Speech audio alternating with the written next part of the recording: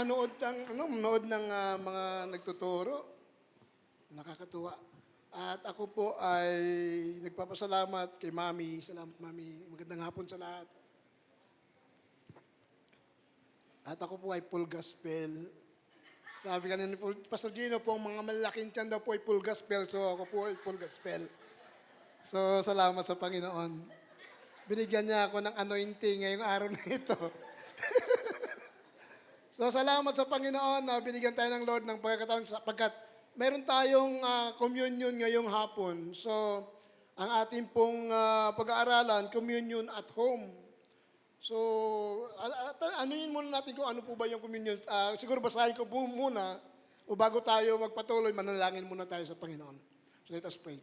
Panginoon, maraming salamat sa iyong kabutihan. At kami, Lord, binigyan nyo ng pagkakataon na makatayo sa inyong mga lingkod.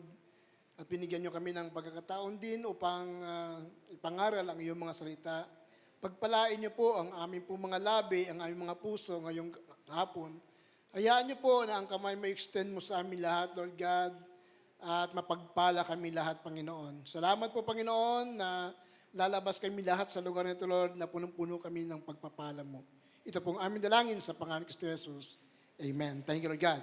So dito po ay makikita po natin doon sa 1 Corinthians chapter 11 verse 23 to 26 ay makikita po natin doon ang sinabi po ng ating pong Panginoon bagamat doon sa Matthew chapter 26 to verse 26 ay makikita po natin doon ang Last Supper na kung saan po si Jesus Christ ay tumawag ng kanyang mga disciples sapagkat bago siya huliin at ipako sa cross, kinakailangan mangyari ang Last Supper po at si Jesus Christ po ay tinawag niya ang kanyang disciple at nagpahanap sila ng isang tahanan upang doon nila ganapin ang communion nila. So kaya lamang po dito po lamang basahin sa 1 Corinthians, sabi po dito, "For I received from the Lord what I also passed on to you. The Lord Jesus on the night he was betrayed took bread and he had giving thanks. He broke it and said, 'This is my body which is for you. Do this in remembrance of me.' In the same way, after supper, he took the cup, saying, 'This cup is the new covenant in my blood. Do this whenever you drink it in remembrance of me. For whenever you eat this bread and drink this cup, you proclaim the Lord's death until He comes.'" So dito po, ipinapakita po natin po yung communion. Ano ba ang communion sa buhay po natin? Kasi lahat po tayo ay nagtitake ng communion. Ang iba pong mga church ay daily po sila, every Sunday po sila nagtitake ng communion. Tayo po ay first Sunday of the month. So sabi po dito, communion or the Lord's Supper is breaking and eating of bread to symbolize Christ's body broken for us. So pangalawa, sabi dito, and drinking wine to remember the blood He shed for our sins. So ang ating pong ibig sabihin ng communion po ay ito po yung katawan ng ating Panginoon na kung saan ay nasaktan, nasugatan, at namatay sa krus ng Calvary upang tayo lahat ay magkaroon ng kagalingan. Upang pagalingin ng lahat ng uri ng ating pong sakit, even ang lahat ng bagay na kulang sa atin. Hindi po ba?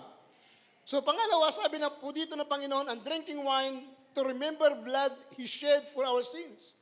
So, dahil sa dugo ng Panginoon, binayaran niya ang lahat ng ating mga kasalanan. Lahat na tayo po ay binigyan niya ng pagkakataon upang tayo po ay makapaglilingkod sa Kanya. Pinahintulutan tayo. Hello? Kundi dahil sa banal na dugo ng Panginoon, wala tayo lahat dito. Amen? Kung hindi dahil sa banal na dugo ng Panginoon, walang kaligtasan ng bawat isa sa atin. So, dito po, makikita po natin ay yung kahalagahan, mahalaga po ba talaga ang communion? Sabi po rito, communion is important because it is a command to remember. Ang communion daw po ay mahalaga sapagkat ito po ay kinuman ni Jesus Christ upang alalahanin natin ang ginawa niya sa krus ng Calvary. Upang alalahanin natin ang mga ginawa ng Panginoon upang tayo ay makatayo sa harapan ng Panginoon. Hello? Kaya napakahalaga ng communion sa bawat every Tuesday, first Tuesday of the month, meron tayong communion. Yun ang pinakamaganda sa lahat eh. Excited dapat tayo na tayo po yung mag-take ng communion. Sapagkat dito natin naalaala ang Panginoon sa lahat ng ginawa niya sa buhay po natin. Hello? Nandyan po ba tayo?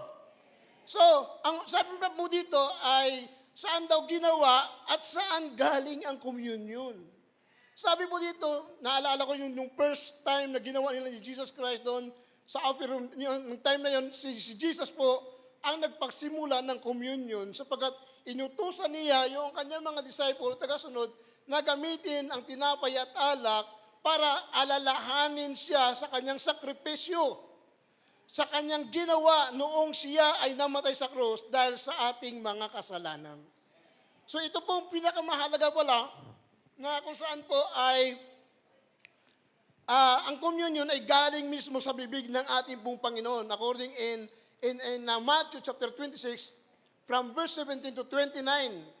So dito sa first Corinthians chapter 11 ay binigkas mismo ng Panginoon ang lahat ng bagay upang alalahanin natin siya sa lahat ng ginawa niya sa buhay po natin. Kaya nga, kung bakit kapag nag-take tayo ng communion, ay mayroon tayong mga pananalangin. Nandiyan po ba tayo? Hello, naalaala natin yung ating sarili sa harapan ng Panginoon. At hindi lamang naalala, kundi sama-sama tayong lahat na nagpapakalakas, nagpapakatatag, at nag-aantay sa pagbabalik ng ating pong Panginoon. Hello?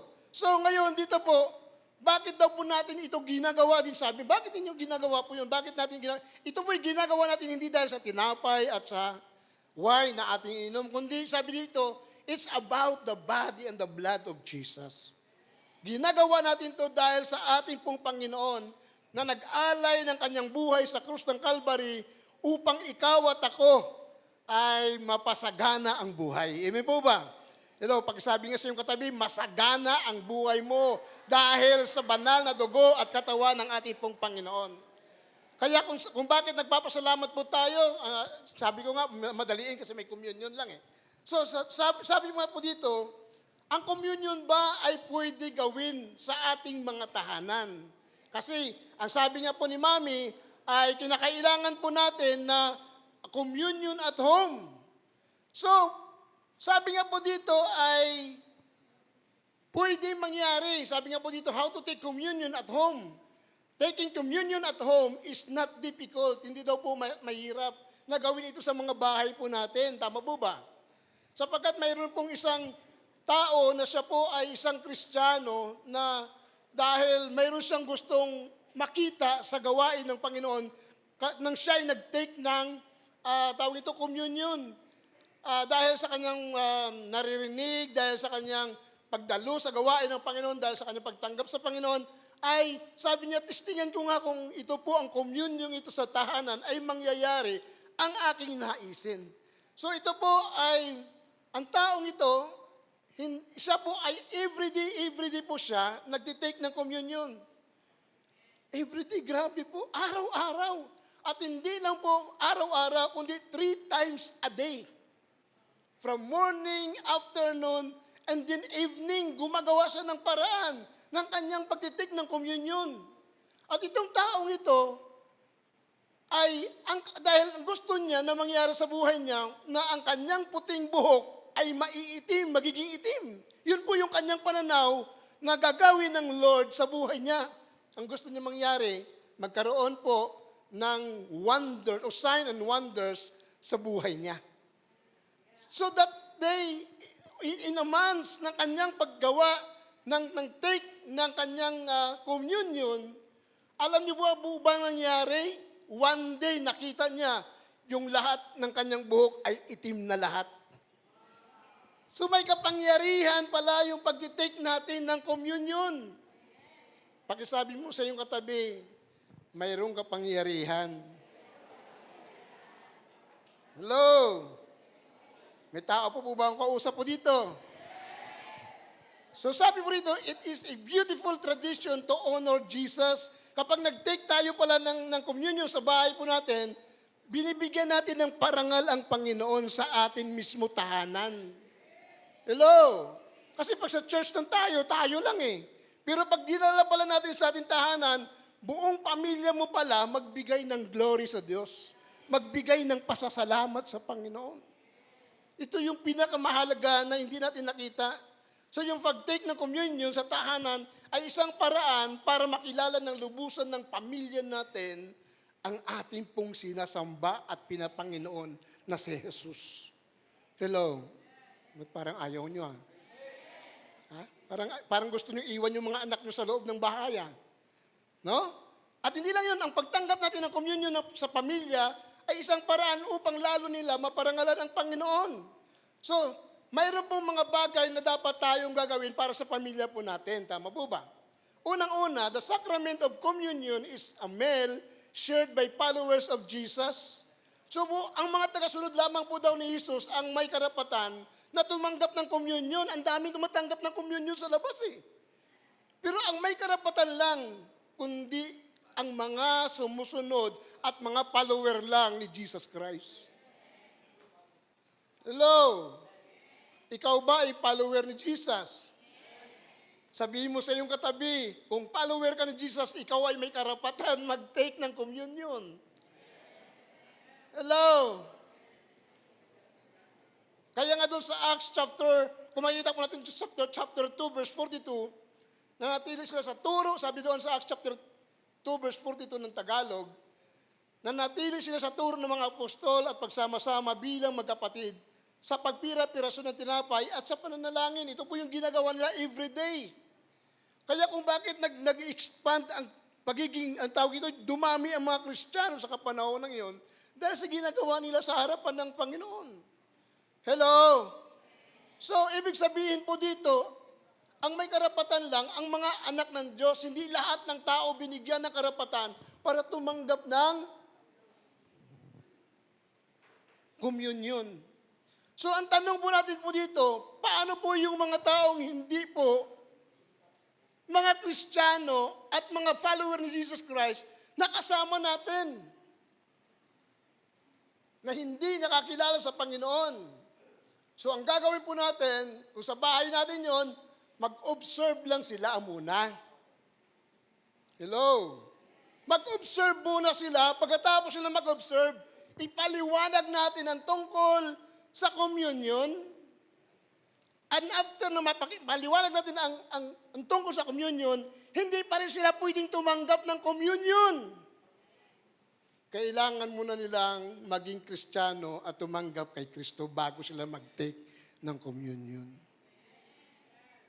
Hello?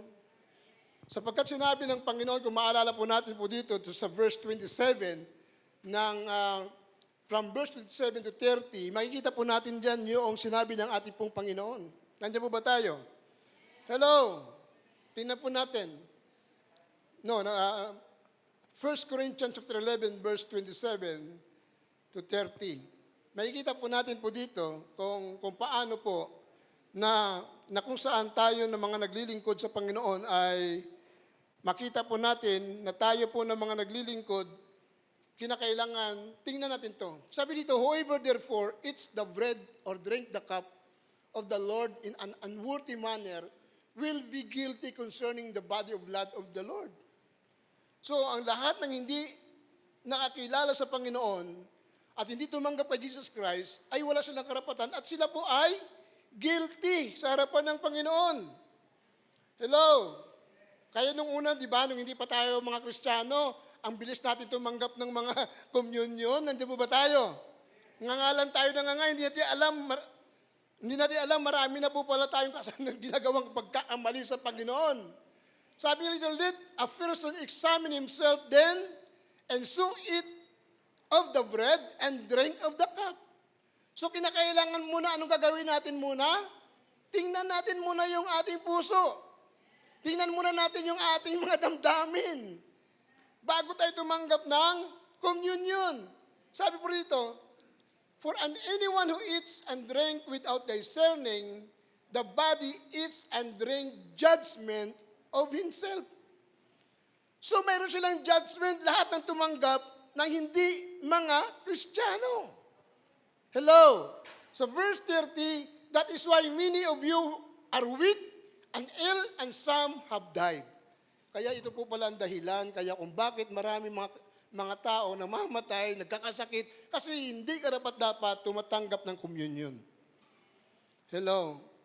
Kaya kinakailangan, bago tayo tumanggap ng communion, ay kinakailangan ayusin muna natin yung ating mga puso sa harapan ng Panginoon.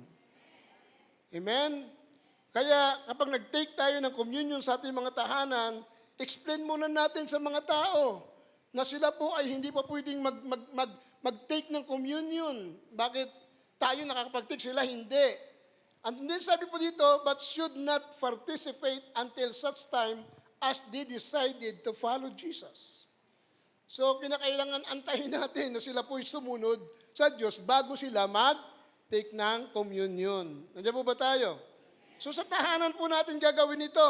Pangalawa, sabi po dito, kapag tayo po nasa tahanan po natin na magkaroon ng communion, so, kinakailangan po, doon sa tahanan po natin, gagawa po tayo ng leader. Kung wala naman tayo leader doon, yung tatay at nanay. Tama po ba?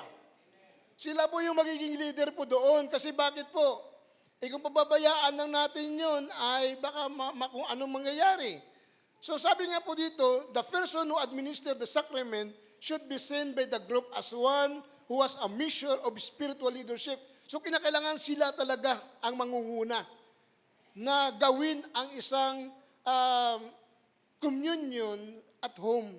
Kaya tayo po ng mga nandito, napakaganda ng ginagawa sa atin ng Panginoon nalalaman natin ng mga bagay na ito na nandito tayo. Sabi po dito, pangatlo natin gagawin, sa tahanan natin, distribute the bread and wine and juice. Ito pong tradisyonal, inaalala ko si Daddy Bishop, Daddy Mami, ang kanya pong tinapay, ang lalaki. Diba, iba nga, isa-isa talaga kinukuha, tapos kumakain sila, hindi mauubos kasi ang laki ng kinuha eh. Ha? Nagugutom siguro. Kasi si Daddy Bishop, dati sila Mami, ang lalaki talaga ng ng ating pong bread. Di ba, parang buo pang tinapay, ang lalaki. Kaya pag inano mo sa hindi nila alam, ang iba naman hindi alam, kumukuha talaga ng isang piraso. Tapos nang gawain siya, may dala-dala pa rin tinapay. Diba? Nandyan po ba tayo? So, pag doon tayo sa bahay natin po, yung mga crackers lang, di ba, may mga iba-iba mga biskwit. Di po ba? Na kung saan po ay gawin po natin yon para dahil available. Kinakailangan available palagi tayo. Once na tayo po maggawa ng ating pong communion sa bahay po natin, situate na mayroon na po tayong inihanda na mga tinapay natin at mga juice po natin. No, wag naman alak kasi baka mamaya pag tinikman ng ating mga anak, sabi masarap ito dada, masarap ito mami ha. So baka mamaya mayroon tayong tinatago na alak doon, yun pala inuubos niya no. Yun ang mahirap sa atin. Kaya kinakailangan po ay yung mga grape juice na lang. Andiyan po ba tayo? Yun ang gagamitin po natin. Pang-apat, mabilis lang po ako. Sabi ito, invite the participant to time of silent reflection and confession of sin. So dito po, sabi ito, when they take communion at home, we acknowledge our sin. Ibig sabihin po, pag tayo po pala mag-take pala ng communion, minsan pagdating po natin doon, di ba sabi ng Panginoon na tayo po ay mag-confess tayo ng ating mga kasalanan. Tama po ba? So, dito sa ating communion, sa ating po mga tahanan, kukuha tayo ng parang mga magti-testify. Tama po ba? Kung gaano kaganda na tayo po ay magti-take ng communion, tapos ay nung tayo pinatawad, ano ang nararamdaman mo nung ikaw ay nag-take ng communion? Nandiyan po ba tayo? Para magiging masaya naman yung ating pong pag-communion at home. Kasi napakasarap na ang ating pong ginagawa kasi ang communion po hindi po hindi po sa pilitan Tama po ba? Kundi ito po ay kasiyahan kasi yung parang nagig-enjoy ka sa ginagawa mo dahil alam mo na ang Panginoon na ginagawaan mo o yung Panginoon na tinanggap mo ay binibigyan mo ng parangal sa pamagitan ng ginagawa mo. Nandiyan po ba tayo? So dito, makikita po natin na kailangan natin bago tayo mag-take dyan, pag kailangan mag-pray tayo, pamilya o sino man kasama natin, na pagsisihan natin ang lahat ng ating mga kasalanan. Ang mga leader po, mananalangin po sila. So, panglima na po tayo. Have the leader read 1 Corinthians chapter 11, verse 23 to 26. Kasi, di ba, nakalagay po doon sa chapter 11:23, di ba? Na kung saan po ay sabi doon na tayo po ay pag tayo may magkukomunyon, binabasa po yun, di po ba? Hello, nandiyan po ba tayo? Kaya tayo po ng mga naglilingkod sa Panginoon, ganun din po sa buhay po natin doon sa pamilya natin. Kung saan man, o kaya grupo man natin. Tama po ba? Kasi pwede naman sa grupo pwede naman sa mga gawain natin pwede naman din sa tahanan mismo natin Kaya tayo po ay kumuha po tayo ng magbabasa doon sa atin pong mga tahanan para lahat naman masaya. Tama po ba? Lahat naman ay participate, lahat naman ay sumasali. Hindi lang isa lang tayo, tama? Kasi mabuburing yung kasama natin pag wala siyang ginagawa Tama po ba? Kaya naalaala ko nga nung time na mayroon kaming gawain din doon sa pero hindi po ito communion. That time, hindi po communion yun. Yung taong yun, palagi akong sinusupla kapag ako'y mag-Bible study.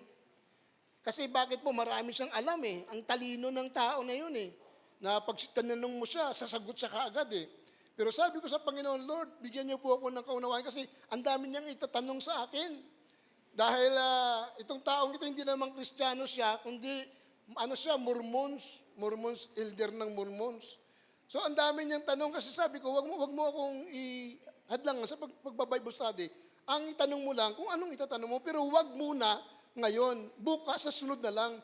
Pagdating namin doon, ang haba ng tanong niya, parang sa listahan ng mga lumalabas sa computer, gano'n. Ang haba, sabi ko, pampira itong haba.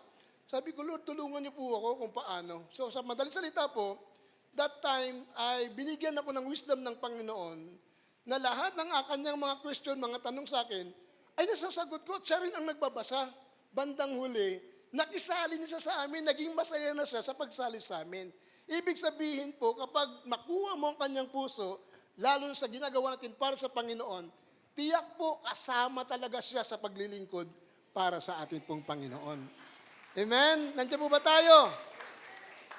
So, dito po pang-anim, sabi dito, ay ganun din po sa atin po kapag, kung wari, ngayon ay si Pastor Geno ngayon ang ilalagay natin na tagapananalangin at siya pong magbibigay ng mga tinapay. So, hahawakan niyang tinapay, ipagpipray niya. Nandiyan po ba tayo? After ng prayer, ibibigay niya na po yun. Pagkatapos, at saka sila mag-communion. So, napakahalaga ng communion sa tahanan po natin. Tiyak ko po, marami ang mapagpala sa buhay natin. Kasi sabi ko nga agabi sa bahay, wow, grabe pala to. Sa dami kong nakita, sa dami kong nabasa, sa dami kong nahukay, grabe pala ang ginagawa ng Lord sa mga communion. Matindi pala po yung kanyang pagmamahal sa atin. May mga benefits po siya na ginagawa sa buhay po natin. Nandiyan po ba tayo? Kasi kapag na-receive po natin ang communion, sabi nga po dito, we have fellowship and intimacy to our Lord and Savior. We have forgiveness of sin, healing for a body, peace for our mind. Ang inilalagay ng Diyos sa buhay po natin. So, naniniwala po tayo na napakasarap na maglingkod na tayo po ay kasama sa communion. Amen? So, last na lang, sabi po dito sa pang-7, sabi niya nga, next, have the leader or someone else pray for the cup. Ganon din po.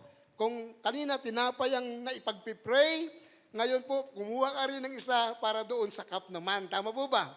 Hello, para mag-participate siya o mag-partake siya.